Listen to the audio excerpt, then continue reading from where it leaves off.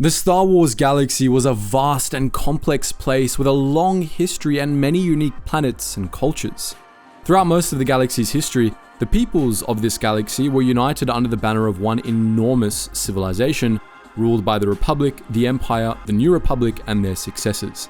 But just how did such a massive civilization work? What kind of planets and resources were needed to keep it going? In this video, we'll be taking a look at a few oft-ignored corners of Star Wars lore to explain how galactic civilization was run.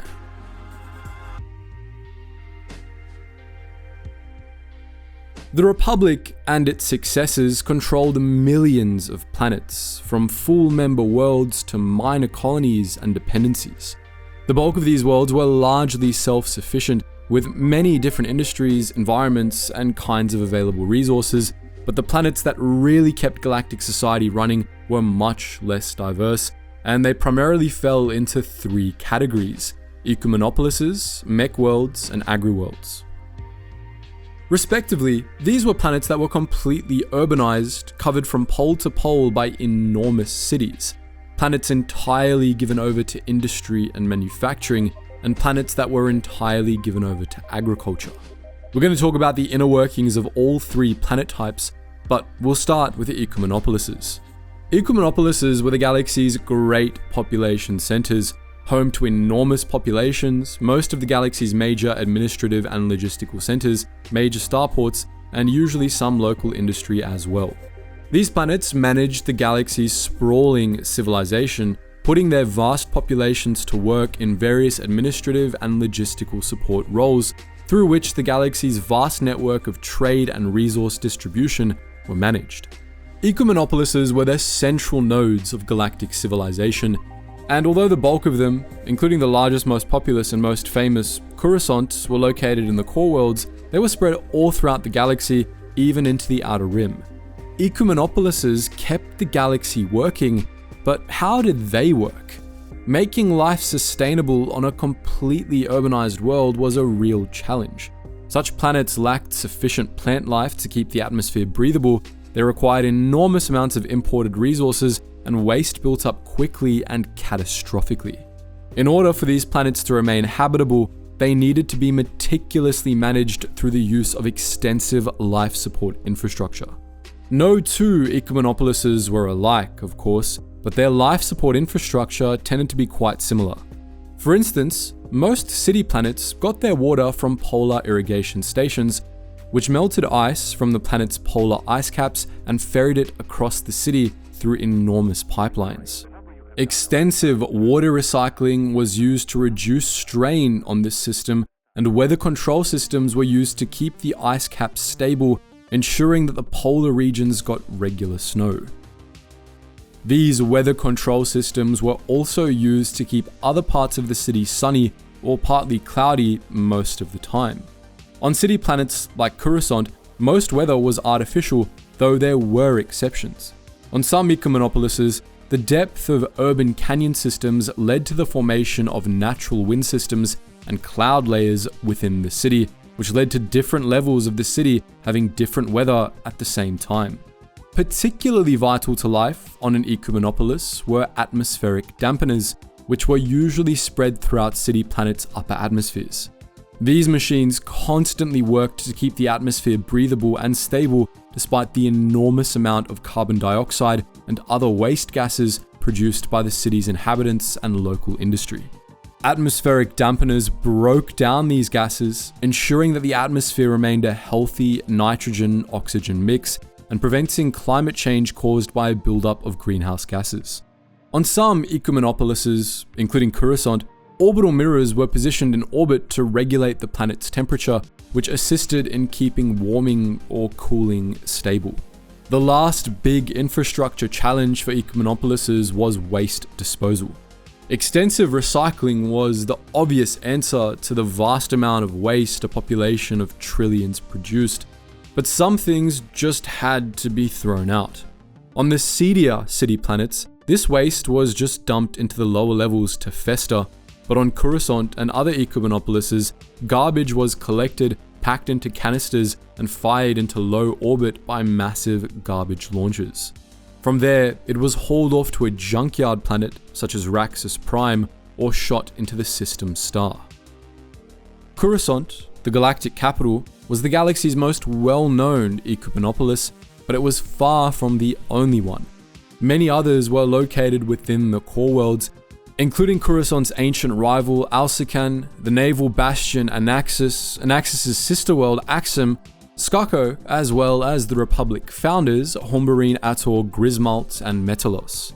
Empress Teta, or Chorus Major in the Deep Core, was also a Republic founder, while other Ecumenopolises were located further afield. In the Inner Rim, you had Denon and Karatos, and there were even a surprising number of Ecumenopolises in the Outer Rim as well. Of these, Taris and Eriadu were referred to as the Coruscant of the Outer Rim at various points, while other remote Ecumenopolises included Nar Shaddaa, Liana, Vorjid 5, and Axila.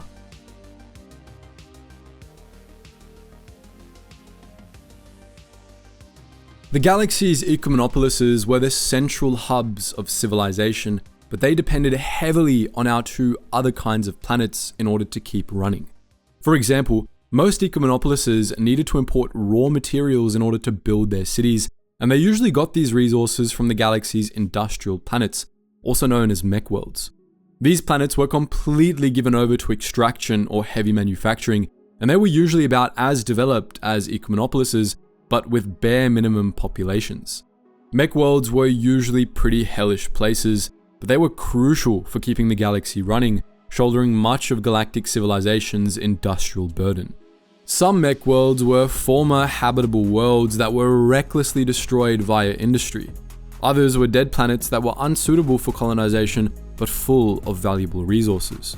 Two examples of the latter kind of Mechworld were Mechas 3 and Telti, the galaxy's two main droid manufacturing planets. Mechas 3 was a smoke-shrouded volcanic world, and it was almost completely automated, home only to a skeleton population of humans that made sure nothing went wrong. Telti, on the other hand, was a lifeless moon dotted with massive habitat domes which housed similarly automated factories. Both planets imported huge resource loads from mining worlds and turned them into droids in a series of enormous factory complexes. Some Mechworlds were covered in sprawling mining operations which extracted valuable resources from their crusts through extractive and highly destructive operations. When these planets ran dry, they were usually abandoned, left unstable, and completely uninhabitable. The galaxy's expansion region, particularly the part known as the exploitation region, was littered with dead planets like this, victims of ancient Republic-backed companies from the era of the Alcican conflicts. The more well-known type of Mechworld, however, was more similar to an Ecumenopolis.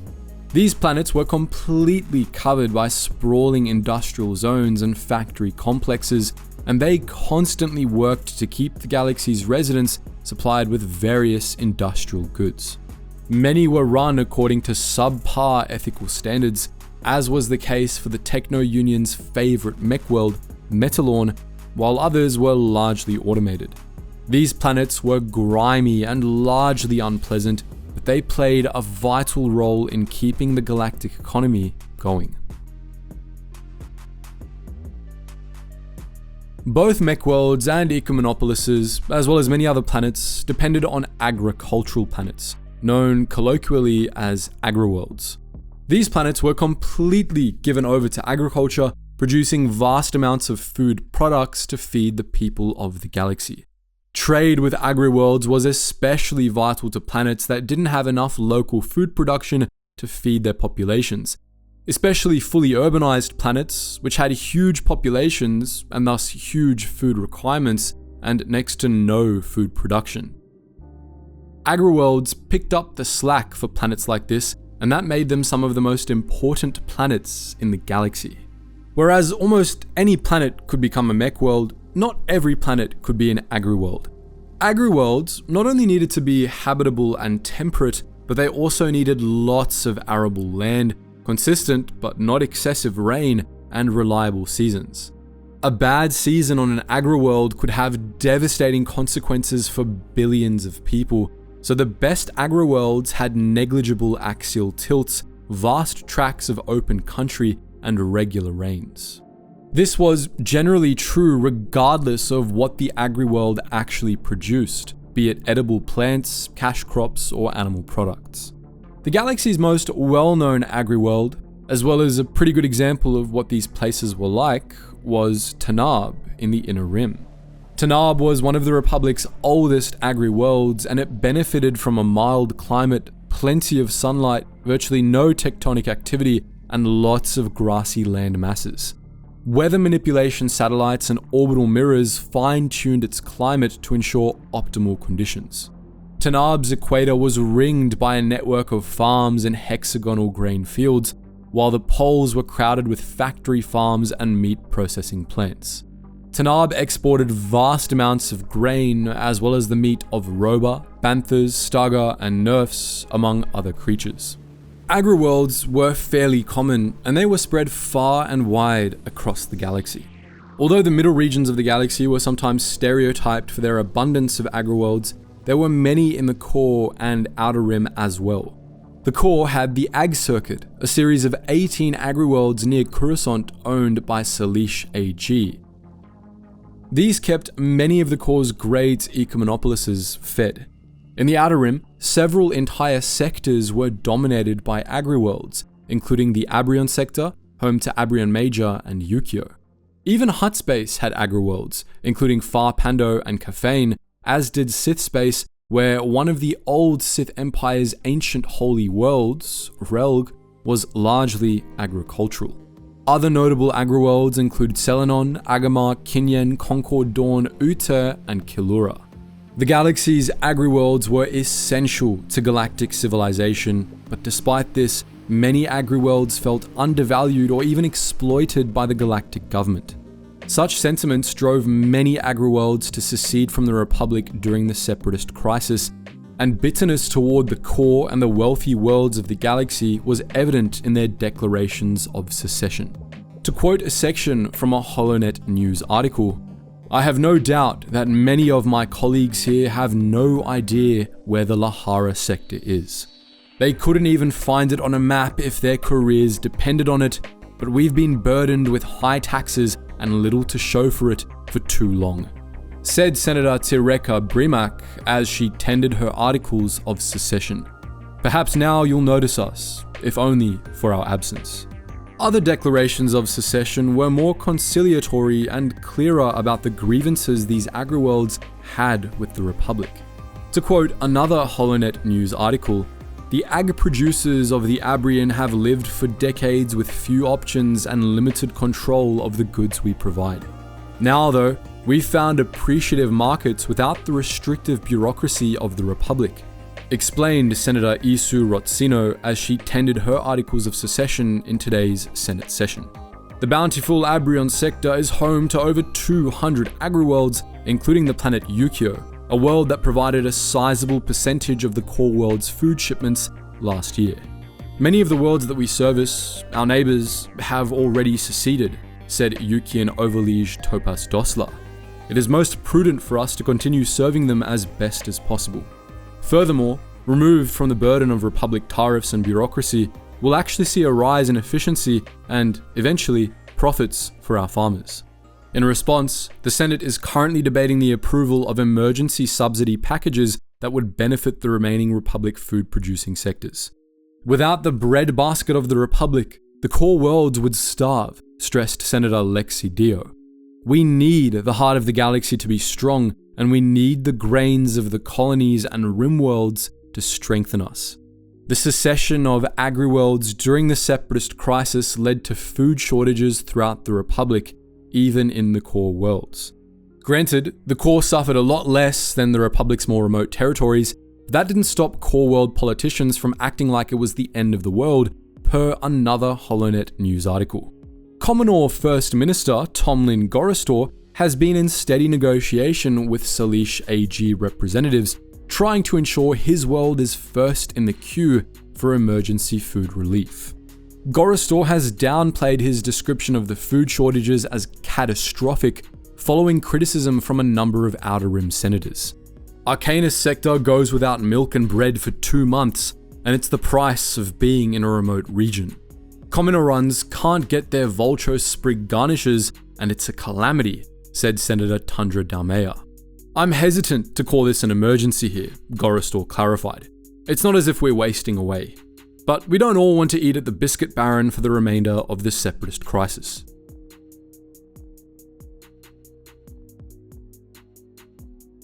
All told, Agriworlds ensured that the planets of the galaxy were all supplied with adequate amounts of food. But how were the crews of long-haul spaceships fed? While in many cases the obvious answer, that they just stocked up on food when they stopped at planets, was true, starships that only stopped at planets infrequently had to make do. Enormous starships, such as Imperial Star Destroyers, had large reserves of foodstuffs and water aboard, sufficient for 1 to 3 years continuous operation. But smaller freighters often didn't have the space for that sort of storage, and so their crews had to rely on technology to supply their food and water. Water was easy enough. Even in the real world, we have water recycling systems that are close to 100% efficient, so as long as the crew of a spaceship wasn't picky about their drinking water being recycled pee, they wouldn't need to worry about water supplies for a long time. Food, however, was slightly more complicated. Many starships, among them the Millennium Falcon and the Ibn Hawk, were equipped with food synthesizers which drew on stores of raw sugars, carbohydrates, proteins, and other raw materials to create edible and theoretically palatable foods.